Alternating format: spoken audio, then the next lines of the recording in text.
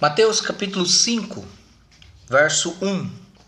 Nós daremos início a uma série de meditações no Sermão do Monte e nós começaremos hoje no verso 1. Então, todas as terças-feiras será postado uma breve meditação com em torno de 15 minutos no Sermão do Monte. Então, iniciaremos no verso 1.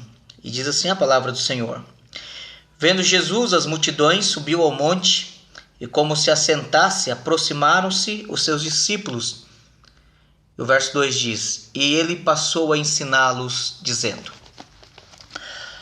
O Senhor Jesus estava iniciando aqui o seu ministério messiânico, junto aos discípulos que ele já havia chamado para si, para serem seus seguidores. E agora, no que é conhecido o Sermão do Monte, o capítulo 5, 6 e 7 de Mateus, onde nós temos várias declarações, vários ensinos aqui compilados nesse texto, nessa porção do Evangelho de Mateus, nós encontramos o Senhor Jesus, então, ele preparando-se para instruir os seus discípulos. A primeira observação que nós fazemos aqui no texto, no verso 1, iniciando, é que o Sermão do Monte, ele fala da ética do reino de Deus, né? Então, se nós quisermos entender como que é o padrão daqueles que são seguidores de Jesus, como que é o padrão que se vive ou vivem os que seguem a Jesus como seu Senhor, como seu Salvador, nós devemos olhar para o Sermão do Monte. É verdade que alguns teólogos na história bem recente, como o D.L. Pentecost, que fez um comentário no Sermão do Monte, ele chega a declarar, junto com outros dispensacionalistas, que o Sermão do Monte não é para ser vivido agora, mas ele serve apenas como uma diretriz ética, e que ele somente será possível ser vivido naquilo que esses teólogos chamam de um futuro milênio, né? Eles são dispensacionalistas, então alguns, ou boa parte dos dispensacionalistas, não olham para o Mateus 5, 6 e 7 para ser algo vivido aqui agora, mas deve ser vivido apenas quando inaugurar um milênio futuro. Então, em primeiro lugar, nós não cremos que haverá um milênio futuro, nós cremos que a linguagem, a figura de linguagem de Apocalipse capítulo 20, do verso 3 e 4, que fala de um milênio, de 1000 anos, simbolicamente ao ministério de Jesus, ao reinado de Cristo inaugurado no seu ministério messiânico há 2000 anos atrás, e que se estende a um período completo. Então, desde a primeira à segunda vinda. Então, desde a vinda de Cristo, estabelecendo o reino dele, até o dia do juízo, encerrando esse período de reino, esse período completo simbolicamente é chamado de milênio. Então, o número 1000 na Bíblia aponta para um período ou para algo completo, né? Nós não cremos dessa forma, é uma crença que os dispensacionalistas sustentam e que nós não vemos que a Bíblia ensina desta forma. Mas o fato é que os dispensacionalistas, que creem que haverá um milênio futuro, creem que Mateus 5, 6 e 7, a maioria deles, creem que a obediência, a prática da ética do reino, e aí para eles a ética do reino é reino milenar, se aplicará apenas no milênio. Nós cremos que de fato essa ética é para todos os cristãos.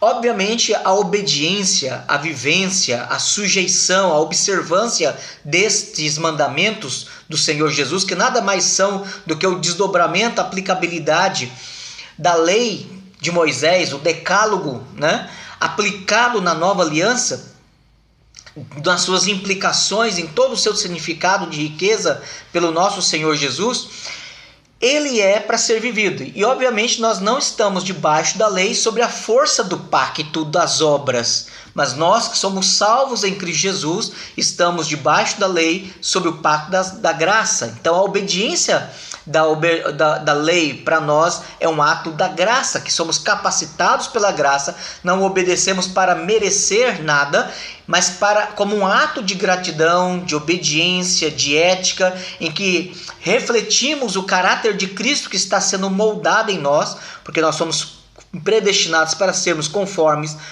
a imagem de Cristo. Então a lei, ela de fato aponta para essa realidade, para essa experiência, né?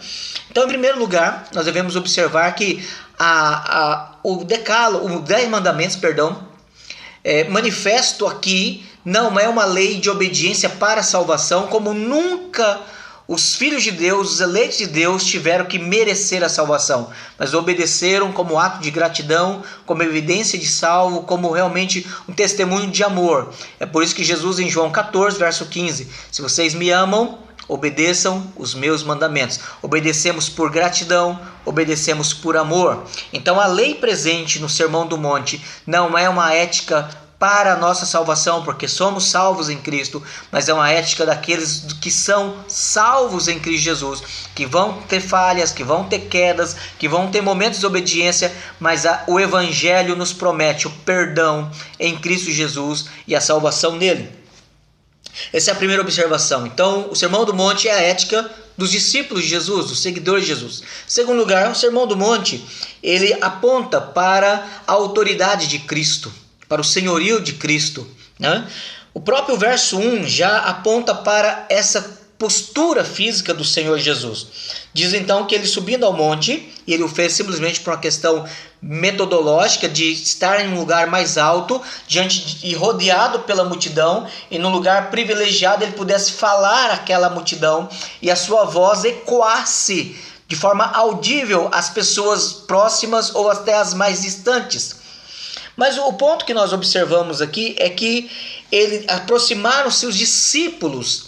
Então, as pessoas que realmente estavam ali para ouvir o Senhor e reconhecendo como o Senhor eram os seus discípulos. A multidão, obviamente, andava atrás de Jesus para ouvi-lo, porque ele manifestava uma autoridade superior à dos escribas e fariseus. Observe comigo o capítulo 7. Mateus capítulo 7.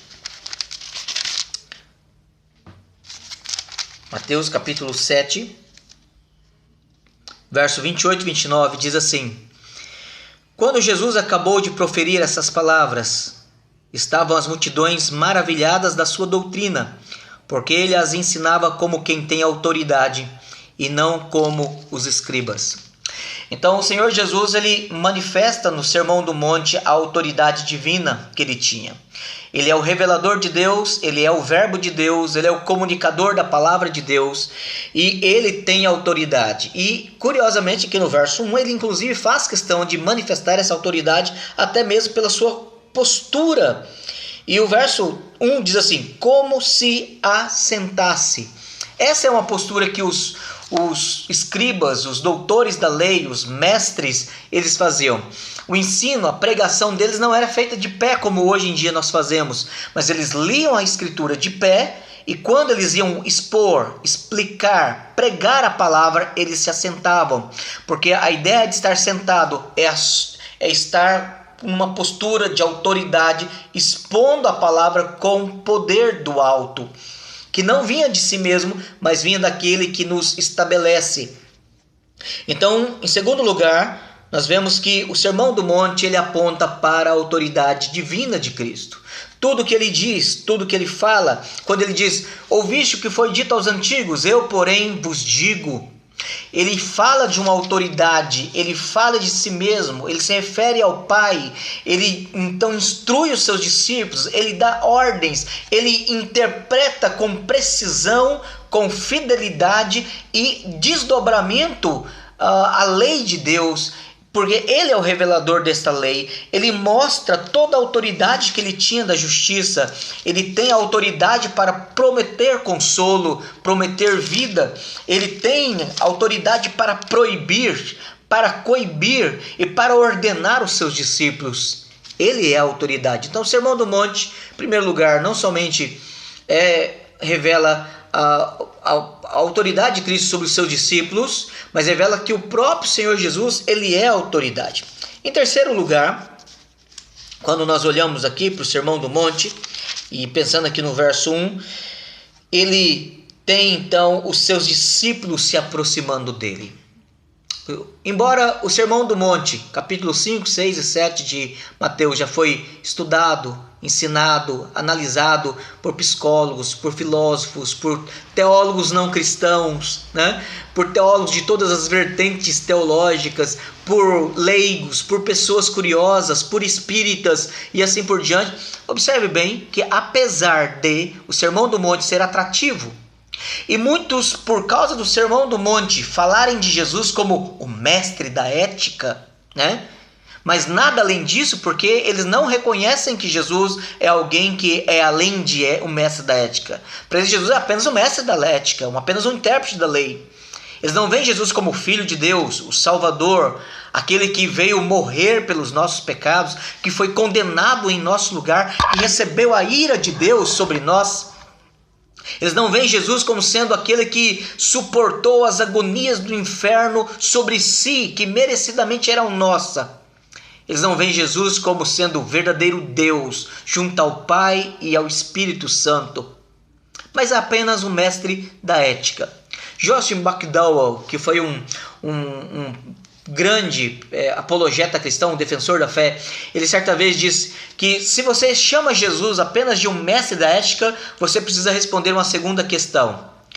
Ou Jesus era Deus, ou ele era louco, ou ele era um mentiroso. Nós não temos um meio termo. Porque quando nós lemos os seus escritos, quando nós lemos o seu ensino registrado pelos seus discípulos, ou nós concluímos que ele de fato era Deus, ou nós concluímos que ele era um mentiroso, ou nós concluímos que ele era um louco. Nós não temos uma terceira opção. Se você crê que Jesus é o mestre da ética, mas um mestre da ética que diz ser Deus, que reconhece ser Deus, que aceita ser adorado como Deus, se ele não é louco, ele é mentiroso. Ou nós teremos que de fato reconhecer que ele é Deus. Então ele não é apenas um mestre da ética, ele é Deus, o Deus da verdade, o Deus da justiça, o Deus do absoluto, o Deus que determina o certo e errado, o Deus que ama e que nos ensina a amar a Deus sobre todas as coisas e o próximo como a nós mesmos. Ele é Deus. Então ele, como verdadeiro Deus e como verdadeiro homem, ele pode, como revelador, o verbo de Deus, aquele que fala em nome da Trindade, agir e expor a vontade de Deus. Mas observe que este reconhecimento, embora, como eu disse, vários escritores, vários pensadores, vários religiosos meditaram, escreveram e comentaram o Sermão do Monte, Mateus 5, 6 e 7. Mas somente os discípulos de Jesus se aproximam deste texto, se aproximam deste sermão e se colocam debaixo da autoridade de Jesus como Senhor, como Salvador, como Deus, junto ao Pai e ao Espírito Santo. Nessa série de estudos e de meditações no Sermão do Monte, que nós possamos nos alimentar, possamos crescer, possamos experimentar o amor e o cuidado dele. E que, olhando para Cristo, o autor e consumador da nossa fé, tenhamos maior alegria, maior segurança, maior prazer em aprender do nosso Mestre.